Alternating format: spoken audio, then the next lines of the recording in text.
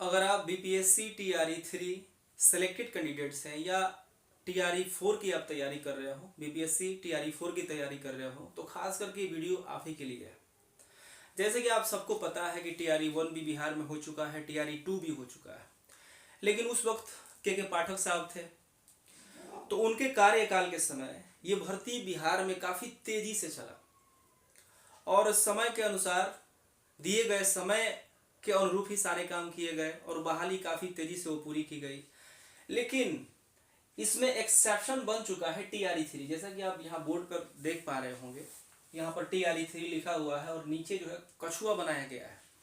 मतलब टीआरई 3 का जो चाल है वो कछुए के चाल से ही इससे भी स्लो ही चल रहा है, क्योंकि इसका विज्ञापन 2024 फरवरी के अराउंड आया था और अभी मार्च भी कंप्लीट हो गया, अप्रैल चालू हो चुका है, तो 1 साल से ज़्यादा हो गया। अभी तक ये टीआरई 3 की भर्ती पूरी नहीं हो पाई। इसके पीछे कई सारे रीजन्स हैं, क्योंकि जो एक्टिव प्रभारी थे, जो ऑफिसर्स थे, वो तो रिटायर कर गए, चले गए, उनके जगह पर दूसरे लोगों की नियुक्तियां की गई। लेकिन उनका भी काम इतना स्लो नहीं होना चाहिए कि इस बहाली को पूरा होने में 1 साल लग जाए। तो कहीं ना कहीं विभाग इसमें दोषी है, जो भी कार्यकारी लोग हैं, जो भी ऑफिसर्स हैं, इसमें दोषी हैं।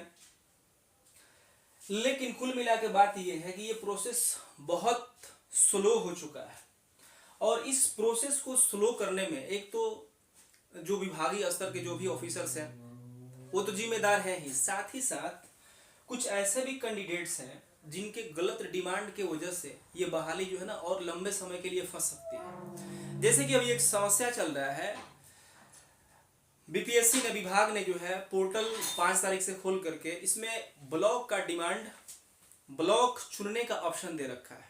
5 से लेकर 12 के बीच में आपके लिए पोर्टल खोला जाएगा और उसमें आपसे जो भी है ब्लॉक, 3 ब्लॉक आपसे मांगा जा रहा है। उन्हीं 3 ब्लॉक, ये जरूरी नहीं है, उन्हीं 3 ब्लॉक में से हो सकता है आपको एक ब्लॉक दिया जाए या हो सकता है कि न भी मिले, लेकिन फिर भी ये अननेसेसरी के स्टेप्स है जिसको विभाग ने उठाया है। क्योंकि बहुत सारे लोग ऐसे हैं जिनको अपना डिस्ट्रिक्ट मिला है और बहुत सारे लोग ऐसे हैं जिनका अपना डिस्ट्रिक्ट नहीं मिला है। तो जिनका अपना डिस्ट्रिक्ट मिला है उनके लिए तो एक फ़ायदा हो जाएगा कि अपने डिस्ट्रिक्ट के अंदर भी वो अपने ब्लॉक में आ जाएंगे ड्यूटी के लिए। लेकिन जिन लोगों को अपना डिस्ट्रिक्ट मिला ही नहीं है उनको इससे क्या फ़ायदा होगा? उतना फ़ायदा नहीं होगा जितने लोगों को अपना डिस्ट्रिक्ट मिला हुआ है। तो जिनको अपना डिस्ट्रिक्ट नहीं मिला है, गृह जिला नहीं मिला हुआ है, उनके लिए तो कोई फ़ायदा होने वाला नहीं है। लेकिन फिर भी ये विभाग ने एक स्टेप बढ़ा दिया है तो इसको पूरा किया जाना चाहिए। लेकिन इसमें बहुत सारे कैंडिडेट्स ऐसे हैं जो अब ये कह रहे हैं कि ब्लॉक के ऑप्शन के साथ साथ डिस्ट्रिक्ट का भी पोर्टल खोला जाए, उसमें हम लोग दोबारा से डिस्ट्रिक्ट अपना हम डालेंगे और अपना डिस्ट्रिक्ट में हम लोग ज्वाइनिंग लेंगे। तो यहाँ पर एक बहुत बड़ी समस्या है जो आपको समझनी चाहिए, चाहे आप टीआरई 4 के लिए तैयारी कर रहे हो या बीपीएससी टीआरई 3 में आप सिलेक्टेड कैंडिडेट्स हो, आप सबके लिए एक बहुत बड़ी समस्या है। जैसे कि मैं खुद जो है टीआरई 3 में सिलेक्टेड कैंडिडेट्स हूँ और साइंस में मेरा सिलेक्शन हुआ है और मेरा पूर्वी चंपारण जिला मिला है। ध्यान से समझिएगा, पूर्वी चंपारण मेरा जिला मिला है, जबकि ये गलती की वजह से मुझे पूर्वी चंपारण मिला हुआ है। मेरा अपना जिला जो है वो सिवान है, अपना जिला सिवान है। फॉर्म फिल करने के दौरान जो भी साइबर कैफे वाला था, मैंने उससे कहा कि एक सिवान और एक गोपालगंज भी मेरे बगल में ही पड़ता है, बराबर दूरी पर है। सिवान और गोपालगंज का डिस्टेंस मेरे लिए दोनों सेम है। तो मैंने उससे बोला कि एक सिवान डाल दो और एक गोपालगंज डाल दो और एक कोई अगल बगल का कोई भी डिस्ट्रिक्ट हो वो डाल दो। तो उसने फॉर्म फिलअप के दौरान क्या किया, उसने अपना एक जिला अपने मन से डाला और वो जिला डाल दिया पूर्वी चंपारण।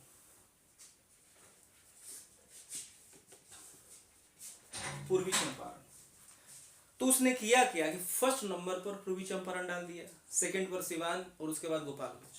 तो हुआ क्या कि मुझे फर्स्ट चॉइस ही मिल गया पूर्वी चंपारण, जो कि मेरे लिए काफ़ी दूर है, लगभग 100 किलोमीटर पड़ जाता है। मैं जहाँ रहता हूँ, बढ़हरिया रहता हूँ, तो बढ़हरिया से लगभग 100 किलोमीटर, 100 या 90 किलोमीटर तो पड़ ही जाता है, इतना दूर पड़ जाता है।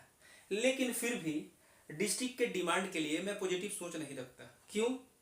क्योंकि सबसे पहले जो है बहाली पूरा होना जरूरी है। आपको नौकरी में आना जरूरी है। नौकरी में आने से आपकी फाइनेंशियल कंडीशन ठीक हो जाएगी, आपका सोशल स्टेटस बदल जाएगा। अभी आप क्या है, कुछ नहीं है। आपका सोशल स्टेटस क्या है जरा सोचिए। आप भले ही TRE 3 में सेलेक्टेड कैंडिडेट्स हैं, लेकिन जितना ही देरी हो रहा है ना, आपका रेस्पेक्ट धीरे धीरे डाउन हो रहा है। क्योंकि जब रिजल्ट आया होगा ना, समाज में आपका एक अलग इम्पैक्ट पड़ा होगा, लोग रेस्पेक्ट नजर से आपको देखते होंगे, लेकिन अब तक बहाली पूरी नहीं होगी। फिर जो है ना आपका ये जो छवि जो है ना धीरे धीरे डाउन हो रहा होगा समाज में। लोग पूछते होंगे कि अभी क्या हुआ, क्या नहीं हुआ, अभी आप घर पे क्यों है। ऐसे सवालों का सामना आपको करना पड़ता होगा। तो इससे जो है ना आपका जो रेस्पेक्ट है वो डाउन ही होगा। और इसमें अगर आप अपने होम डिस्ट्रिक्ट का डिमांड करेंगे, मैंने नहीं किया, मुझे गलती से पूर्वी चंपारण मिला, लेकिन फिर भी मैंने कभी डिमांड नहीं किया, क्योंकि पहले जॉब लेना जरूरी है। तो वैसे आपको भी डिस्ट्रिक्ट का डिमांड बिल्कुल नहीं करना चाहिए। अभी सबसे जरूरी क्या है, आपको जॉब में आना, ताकि आपका फाइनेंशियल कंडीशन ठीक हो जाए, आप स्टेबल हो जाए, एक सरकारी आप कर्मचारी हो जाए। सबसे पहले ये जरूरी है। ये सब हो जाएगा ना तो सोशल स्टेटस भी आपका बदल जाएगा।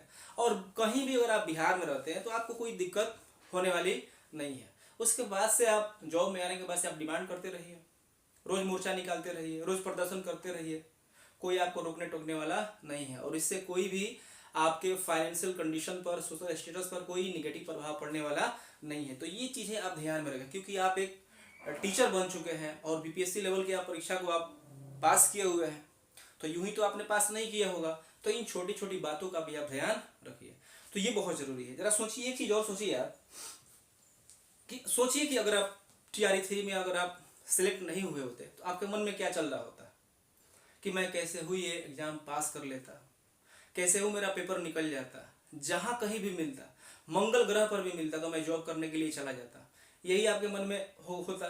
जरा सोचिए कि कहीं भी जॉब करने के लिए मुझे मिल जाता तो मैं चला जाता। स्टेबल होना जरूरी आप समझते, जॉब लग जाना जरूरी समझते।